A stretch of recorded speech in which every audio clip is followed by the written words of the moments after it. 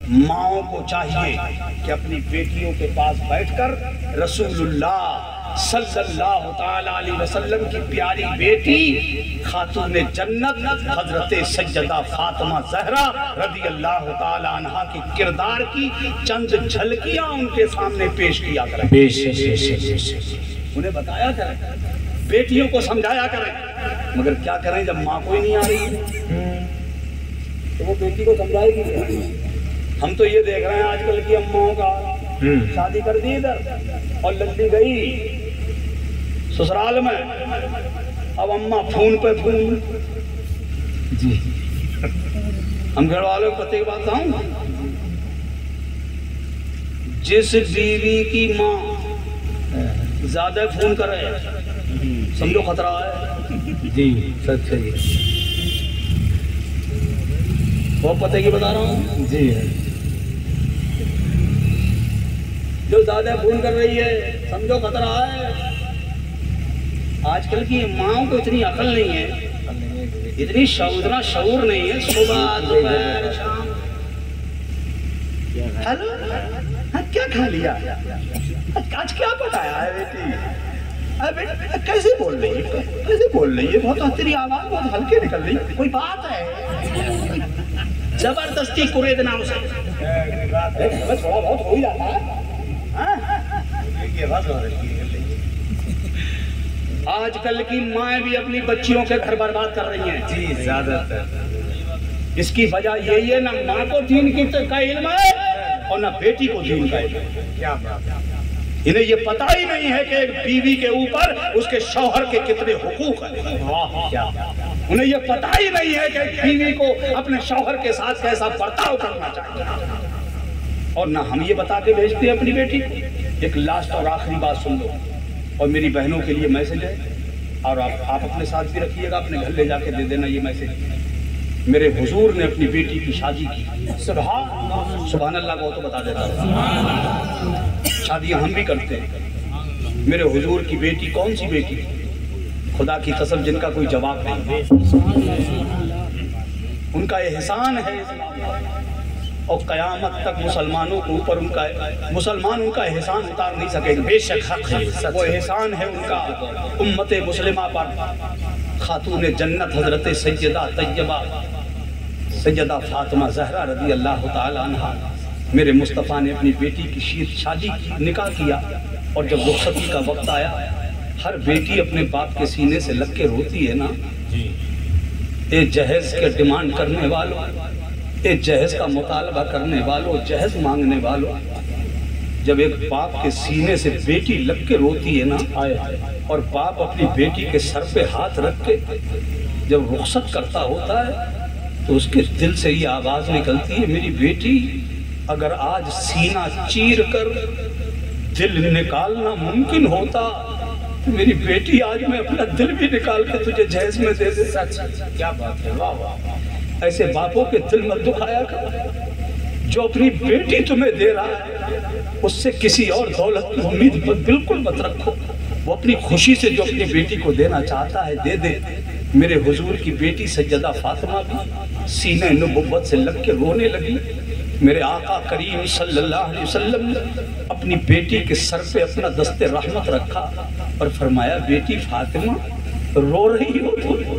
सैयदा फातिमा ने रोकर के, बाबा घर छूट रहा है आपका। मेरे मुस्तफ़ा ने कहा, बेटी फातिमा अब मेरी बात को गौर से सुनो, रोना बंद करो बेटी। सैयदा खामोश हो गई।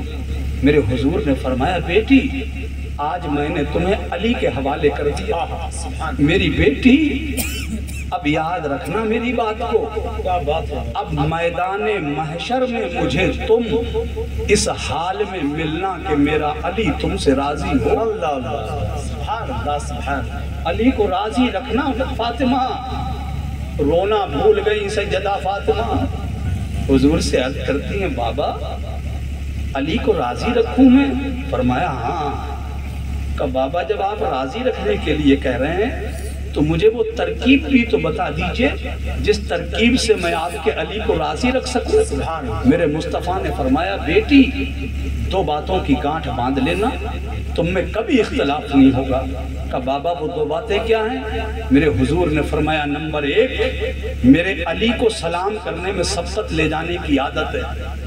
वो किसी को सलाम का मौका नहीं देते। जब भी किसी से आमना सामना होता है वो सलाम करने में पहल कर लेते हैं। वो किसी को मौका नहीं देते सलाम करने का। मेरी बेटी, मगर आज तुम ये गांठ बांध लो कि जब भी तुम्हारा और अली का आमना सामना होगा, तुम अली को कभी मौका नहीं दोगी सलाम करने का, उनसे पहले तुम सलाम कर लिया करो। सुभान अल्लाह। दूसरी बात, मेरी बेटी, जब भी मेरे अली कहीं बाहर मुहिम से आया करे, मेरी बेटी, और तुम्हारा आमना सामना हुआ करे, मेरी शहजादी, तो तुम अपने अली के लिए तबस्सुम के साथ खड़े होकर इस्तिक़बाल कर लिया, खंदा पेशानी के साथ इस्तिक़बाल कर, यानी खड़ी हो जाया कर। ये दो बातें याद रखना फातिमा, तुम में कभी इख्तिलाफ नहीं। अब जरा आप और मैं गौर कर लो, पहले तो बाप ये सिखा के नहीं भेजता। दूसरा, जो बीवियां आ गई हैं घरों में, उनका अमल क्या है? क्या आज कोई बीवी अपने शौहर को सलाम करने को तैयार है? क्या कोई बीवी अपने शौहर का इस्तिक़बाल करने को तैयार है? नहीं ना।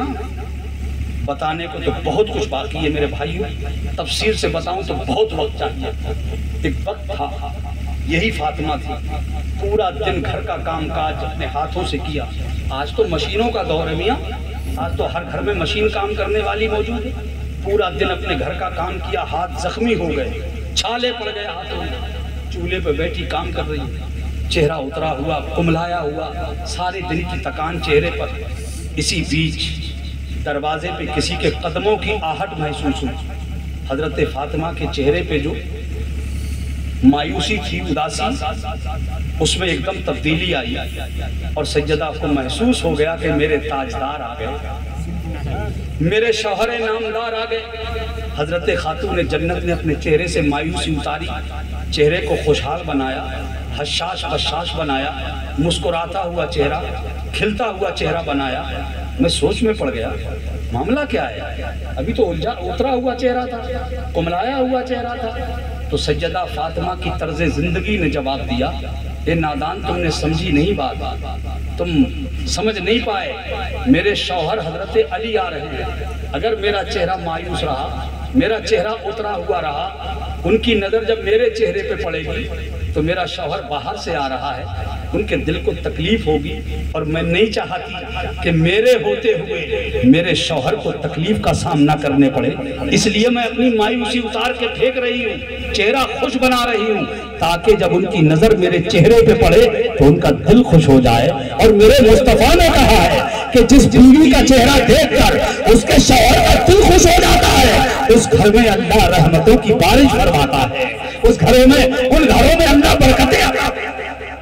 अब जरा आज के दौर को देख लो, आज की बीवी, अगर उसे अंदाजा हो जाए हाँ यही टाइम है आने का, और जरा सा सिर में दर्द हो, सही बताइए मुकड़ वालों, तो खटपाटी लेकर पड़ जाए पहले से ही, सही है गलत है, और कराना शुरू, बड़ी बीमारी है, बड़ी बीमारी है।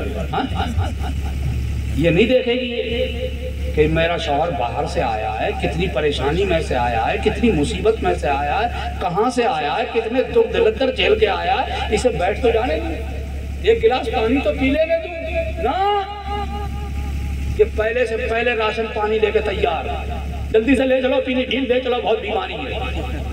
ये आज की औरत का है। इसीलिए मैं कहता हूँ अपनी बेटियों को सिखाओ, समझाओ, वो जाए किसी के घर तो उस घर को जन्नत बना दे। और अपने बच्चों पे नजर रखो मेरे भाइयों, नहीं नजर रखोगे तो पछताओगे। हालात बहुत नाजुक हैं, इन नाजुक हालात में अपनी एक एक बेटी को कुरान से जोड़ दो और नमाज से जोड़ दो। इन दोनों चीजों से अपनी बेटियों को जोड़ दो, दुनिया की कोई ताकत आपकी बेटी का पैर फिसला नहीं सकती, ये गारंटी है। क्योंकि कुरान और नमाज उन्हें कहीं जाने